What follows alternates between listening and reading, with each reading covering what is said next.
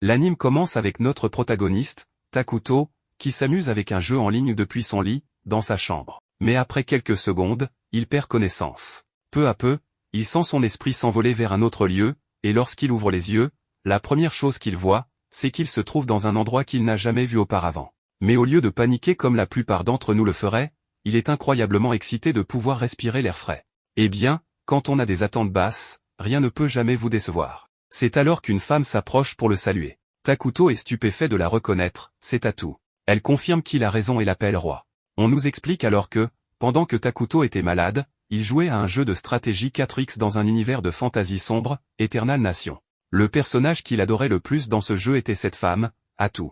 Réalisant qu'il s'agit vraiment d'elle, la première chose que fait Takuto est de se demander intérieurement ce qu'il doit faire, se questionnant sur le fait de savoir s'il s'agit d'un jeu de rôle. De plus, il suppose que si elle l'a appelé roi, c'est peut-être parce qu'elle pense qu'il est le leader des Minogra. À ce moment-là, Atu laisse échapper un petit rire et lui demande de se calmer. Ensuite, elle lui annonce qu'il a réussi à surmonter le mode cauchemar avec la civilisation la plus difficile à jouer, les Minogra, celle de la ruine, et qu'il est le joueur légendaire qui brille à la première place du classement. Cela laisse Takuto sous le choc. Atu lui fait savoir qu'elle se souvient de tout, faisant référence à tout ce qu'il lui a dit pendant qu'ils jouaient, comment ils ont dominé le monde ensemble à plusieurs reprises et toutes les fois où ils sont morts. Elle lui demande alors de ne pas s'inquiéter, car elle se souvient de tout parfaitement. Après avoir assimilé tout cela, Takuto mentionne que son style de jeu consistait à l'utiliser, elle, et qu'il espérait peut-être atteindre la puissance qu'elle possède. C'est pourquoi il est très heureux de pouvoir lui parler en personne. Atu lui répond qu'elle pense la même chose, que pouvoir lui parler est une joie immense. Quelques secondes plus tard, Takuto se demande s'il est au paradis et veut savoir si c'est elle qui l'a amené ici. Atu lui répond que non, et que lorsqu'elle s'est réveillée, elle était déjà là, donc elle ne pense pas qu'il soit au paradis. Si elle devait donner une hypothèse, elle dirait qu'ils sont dans un monde similaire à celui d'Eternal Nation. En lui prenant la main, elle lui dit qu'elle est heureuse de le rencontrer en personne et lui demande s'il veut recommencer ensemble. Elle évoque la possibilité qu'il soit dans un monde comme Eternal Nation, ou peut-être dans le monde d'où il vient, et bien que ce soit inconnu, elle souhaite construire un royaume ensemble, comme ils l'ont déjà fait auparavant. Takuto réfléchit à cela, car il ne sait pas ce qui se passe ni où il se trouve, mais comme ils sont déjà ensemble, il accepte l'idée de le faire à nouveau, de revivre ses jours heureux dans ce monde. Décidé, il lui dit qu'ils vont construire un royaume ensemble, un royaume rien que pour eux deux. Cela fait sourire Atu de bonheur, mais juste après, elle lâche un dialogue maléfique, se présentant comme Atu du Bourbier, fille du Limon, qui détruira le monde et dont le corps et l'esprit lui appartiennent désormais. En terminant, Takuto avoue que cela lui fait un peu honte, ce qu'elle reconnaît aussi, mais en mettant cela de côté, il lui indique qu'elle est sa seule subordonnée pour l'instant et qu'elle sera sa conseillère et sa main droite. De plus, leur civilisation est la plus maléfique. Mais comme il est spécialiste des affaires nationales, il veut lui rappeler que la première chose que font les Minogra, c'est de s'isoler. Un peu plus tard, Takuto utilise la création d'urgence pour invoquer une unité d'exploration de type insecte. Tous deux conviennent que cet insecte est assez répugnant, mais en ignorant cela, car ils ne jugent pas, Takuto rappelle à Atu que les Minogra sont une civilisation pacifique qui gouverne le mal et la ruine, ce qu'ils doivent garder à l'esprit dans leurs actions. En résumé, ils doivent éviter que les autres ne les découvrent. Pour cela, ils doivent collecter des informations sans être vus. Il ordonne alors à l'insecte d'explorer les environs. Pour l'encourager, Atu avertit l'insecte qu'il ne doit pas décevoir le grand Takuto, ce qui le fait partir à toute vitesse, effrayé. En voyant cela, Atu confirme que cette unité fonctionne comme si elle était sous son commandement, tandis que Takuto remarque qu'il peut partager sa vision, comme dans le jeu. Après avoir invoqué l'insecte d'exploration, Atu déclare qu'elle travaillera dur pour créer leur force militaire. Ou du moins, c'est ce qu'elle aimerait dire. Takuto mentionne que l'unité héros comme Atu se développe avec le temps, mais pour l'instant, sa force est de 3. Cela signifie qu'il court un risque très élevé, car tout affrontement avec un ennemi pourrait les anéantir complètement, ce qui le conduit à reconnaître que la difficulté est vraiment élevée. Plus tard, Takuto reste concentré sur l'exploration des environs à travers la vision de l'insecte, obtenant une meilleure idée de l'endroit où il se trouve. Il confirme que pour l'instant, tout n'est que forêt, et qu'il n'a trouvé ni animaux ni monstres. Atu lui fait remarquer que les forêts sont parfaites pour se cacher, mais qu'il est étrange qu'il n'y ait pas d'animaux. Elle s'excuse de ne pas lui être d'une grande aide pour le moment. Il lui demande de ne pas s'inquiéter, car sa seule présence à ses côtés lui suffit. Ces mots la rendent très heureuse, et face à sa réaction, Takuto découvre qu'il peut maintenant mieux percevoir sa personnalité, ce qu'il ne pouvait pas apprécier pleinement auparavant. Soudain, il découvre quelque chose d'important, non loin de là, il y a une communauté d'elfes noirs. Atu suppose que c'est normal dans un monde de fantasy et que les elfes noirs, malgré leur nom, sont neutres, mais penchent vers un mal neutre, ce qui est un soulagement. Takuto se demande si cela signifie qu'ils sont bien dans Eternal Nation et souligne qu'il est problématique d'avoir un autre campement à proximité, car il vaut mieux éviter la guerre. Face à ce problème, Atu propose de fuir ensemble, ce qu'il accepte sans objection, car les Minogra aiment la paix et l'harmonie, et elle soutient cela. Elle considère même que la guerre est barbare. Une fois cette décision prise, Takuto lui dit qu'ils vont d'abord surveiller ces elfes tout en explorant les environs, et si cela tourne mal, ils n'auront qu'à s'enfuir. Atu accepte ses ordres avec beaucoup de joie, mais alors qu'il célèbre ce changement de plan de manière positive, des elfes noirs s'approchent et les regardent avec surprise. On nous montre alors ce qui se passait avec ce groupe d'elfes noirs quelques instants plus tôt.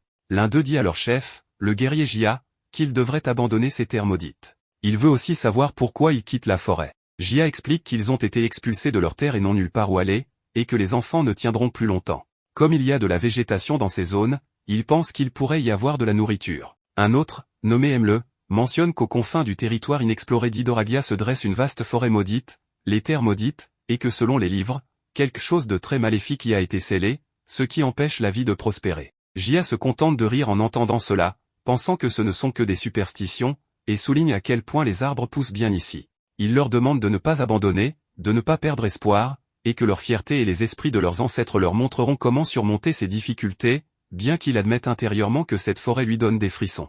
Quelques minutes plus tard, ils tombent sur Takuto et Atu.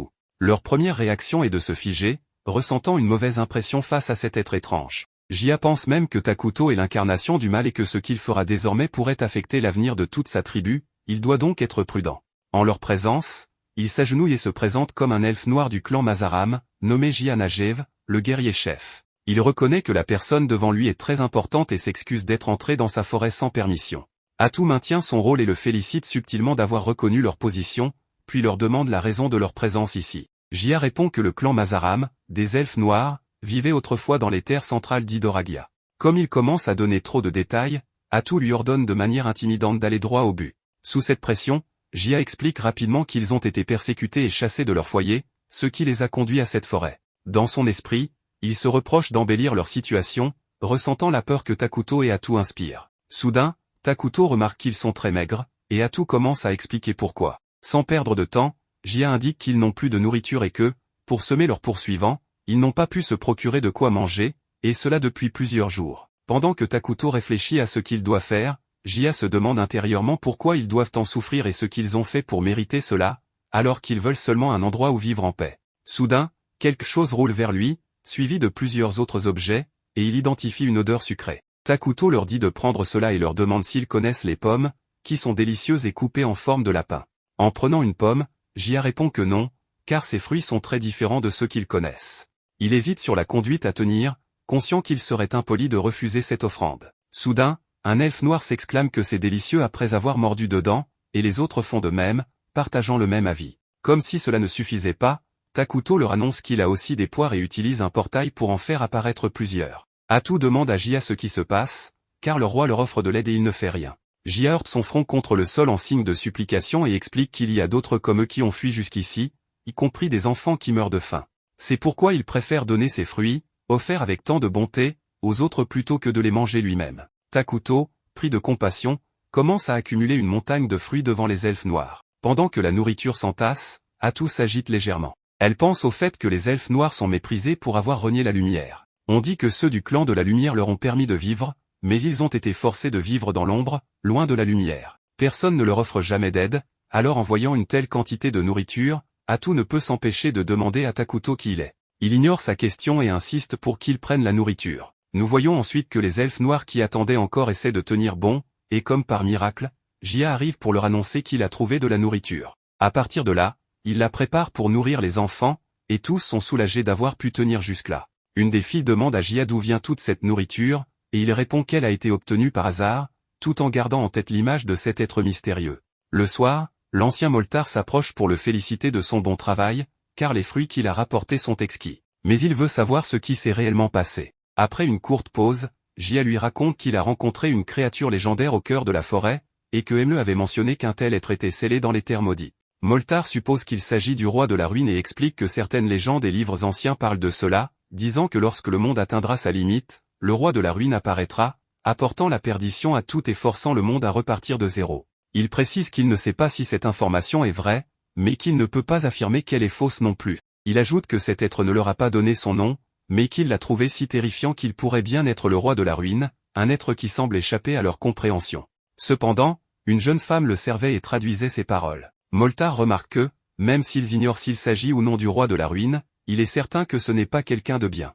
Maintenant qu'il a le ventre plein et a récupéré un peu de magie, il voit les choses plus clairement et affirme que cette forêt n'est pas normale, et qu'il aurait dû s'en rendre compte plus tôt. Il demande ensuite ce que Jia a donné en échange de cette nourriture, mais en apprenant qu'ils n'ont rien donné, il se moque, car aucun être maléfique ne donnerait quelque chose gratuitement. Jia explique qu'ils ont simplement partagé des détails sur leur situation lorsqu'on leur a posé la question, et qu'ils pensent que leur excellence les a aidés par pure compassion.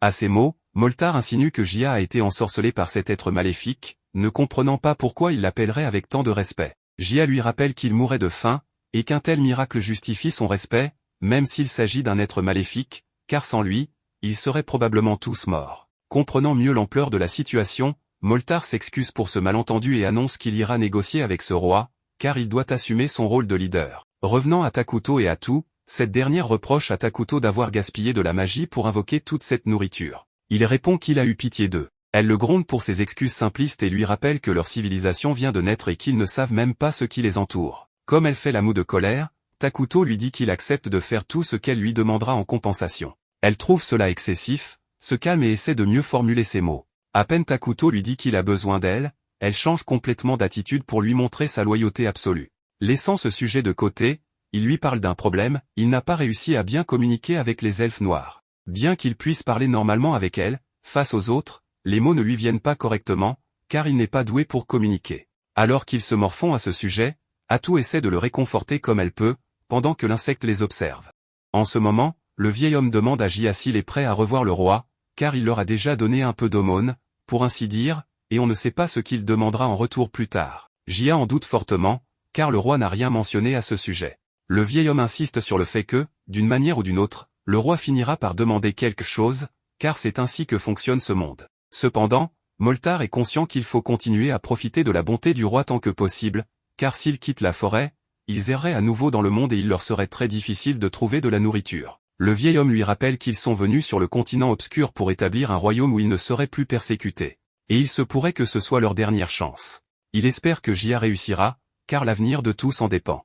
Mais bien sûr, le protagoniste a entendu la conversation. Peu après, l'insecte va tout raconter au protagoniste. Ainsi, maintenant, le protagoniste sait que les elfes noirs se dirigent vers lui. Atou pense qu'ils viennent peut-être chercher la nourriture qu'ils n'ont pas pu transporter la dernière fois, car il y en avait trop. Takuto pense que la présence d'êtres d'une autre culture et idéologie pourrait causer des conflits à l'avenir. Il préférerait qu'ils prennent la nourriture et partent au plus vite, mais il s'inquiète de ne pas pouvoir communiquer correctement et donc de négocier avec eux. Atou lui dit que ce n'est pas un problème, qu'elle peut s'occuper des négociations à sa place. Le protagoniste lui demande si elle est sérieuse, et elle lui confirme que oui, qu'en tant que roi, il doit simplement lui donner des ordres et qu'elle obéira. Plus tard, les elfes arrivent, et je trouve curieux que, de leur perspective, tout semble sombre et inquiétant. Moltar se présente comme l'ancien des elfes noirs, et Atou les remercie de montrer le respect approprié, mais elle veut qu'ils disent ce qu'ils ont à dire rapidement. Le vieil homme remercie pour la nourriture donnée à son peuple, mais veut savoir comment s'appelle le roi. Atou s'énerve,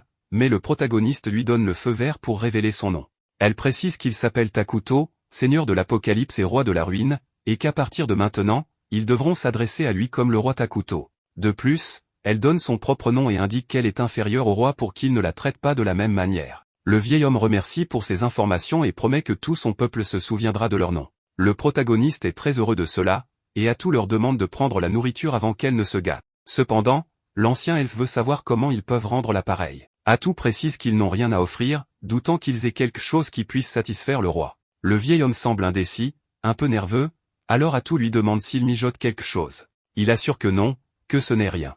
Le protagoniste en profite pour dire à Atou qu'en matière de négociation, il devrait faire certaines choses, mais elle n'aime pas cela, car elle pense que ces elfes ne savent pas négocier. Le protagoniste insiste, mais Atou pense qu'il serait préférable de les éliminer au plus vite pour qu'ils ne deviennent pas un problème à l'avenir. Takuto lui demande de se calmer, car peut-être que les elfes souhaitent également une amitié mutuelle au bénéfice des deux parties. Peut-être que s'ils acceptaient quelque chose que les elfes sont prêts à payer au lieu de leur donner de la nourriture, cela pourrait apaiser tout le monde. Le vieil homme accepte, et le protagoniste confirme que c'est la meilleure solution, car cela apportera plus de calme à tous dans cet endroit. Atou dit aux elfes qu'ils sont idiots de croire que leur roi est un spectre maléfique, mais Moltar précise qu'il n'a jamais pensé une chose pareille. Atou lui ordonne de se taire, car elle veut réfléchir au prix que les elfes devront payer, mais rien ne lui vient à l'esprit. Le protagoniste pense qu'il serait excellent qu'il raconte ce qu'il y a dans le monde extérieur. Le vieil homme dit alors qu'il leur racontera tout ce qu'il a vu, entendu et vécu.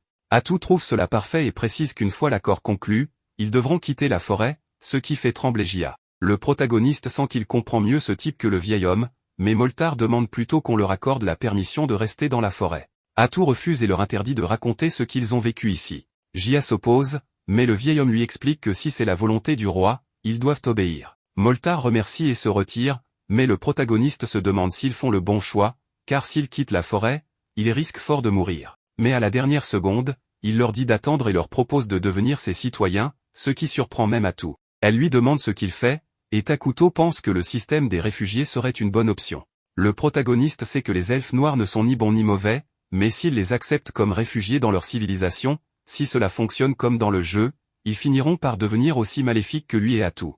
Elle en doute, car ils sont très différents des homoncules, les citoyens principaux de Minogra. Il est probable qu'il y ait des conflits entre eux à l'avenir, mais malgré cela, le protagoniste lui demande de se souvenir de l'apparence des homoncules et si elle pourrait vivre uniquement avec ce type de citoyen. Atou admet que le protagoniste a raison, que l'apparence des homoncules est même nuisible à l'esprit et qu'ils ne peuvent même pas discuter. Avec cela décidé, Atou annonce aux elfes que le roi a décidé de fonder une civilisation ici. Par conséquent, s'ils souhaitent devenir ses citoyens, le roi promet de les protéger. Le vieil homme veut savoir ce qu'il adviendra de lui et de sa tribu s'ils deviennent citoyens. Atou précise que le roi leur promet le bonheur éternel. Enfin, du moins, ce serait la norme. En réalité, ils deviendront des êtres maléfiques. Cela dit, ils sont libres de choisir ce qu'ils veulent, mais selon l'opinion personnelle d'Atou, ils s'en sortiront mieux qu'ils ne le pensent. Plus tard, elle mentionne que les elfes ont mis longtemps à décider, et Takuto pense que c'est normal si on leur dit soudainement qu'ils deviendront des êtres maléfiques. Peu après, ils arrivent au campement des elfes noirs, et tous s'inclinent devant leur présence.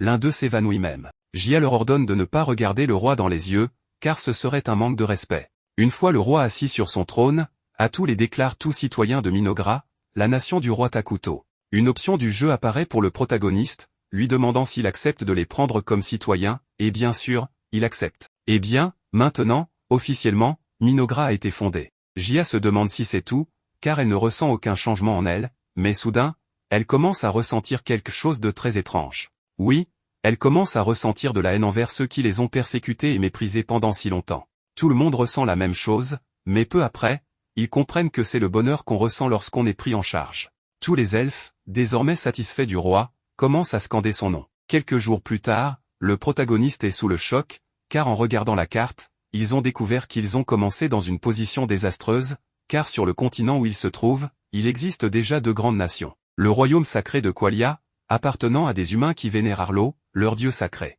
Il y a aussi l'Alliance élémentaire, qui est la nation des elfes qui vénèrent la nature. Les 2 royaumes sont bons, et s'ils découvrent la nation du protagoniste, eh bien, on sait ce qui arrivera. C'est terrible, car la nation du protagoniste n'a pas de force militaire, et pour couronner le tout, ces terres maudites n'ont aucune ressource naturelle. Takuto pense que tout n'est pas si mal, car en conditions normales, Minogra a du mal à faire des recherches, car ses citoyens homoncules manquent d'intelligence. Cependant, avec les elfes, les choses changent énormément. Peu après, le vieil homme et Jia arrivent, mais aussi aime-le.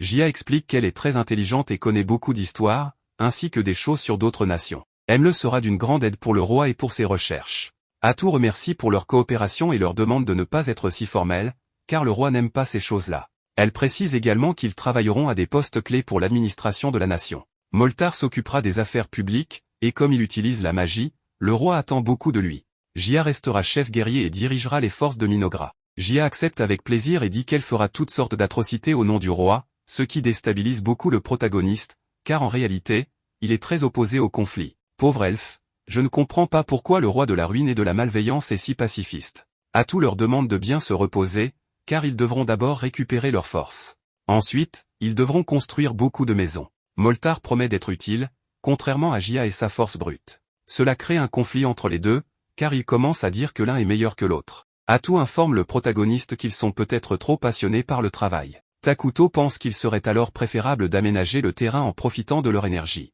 Atou demande au vieil homme de trouver du bois, mais sans trop affecter la forêt. Il lui assure de ne pas s'inquiéter, qu'il est habitué à tout type de tâches dans les forêts.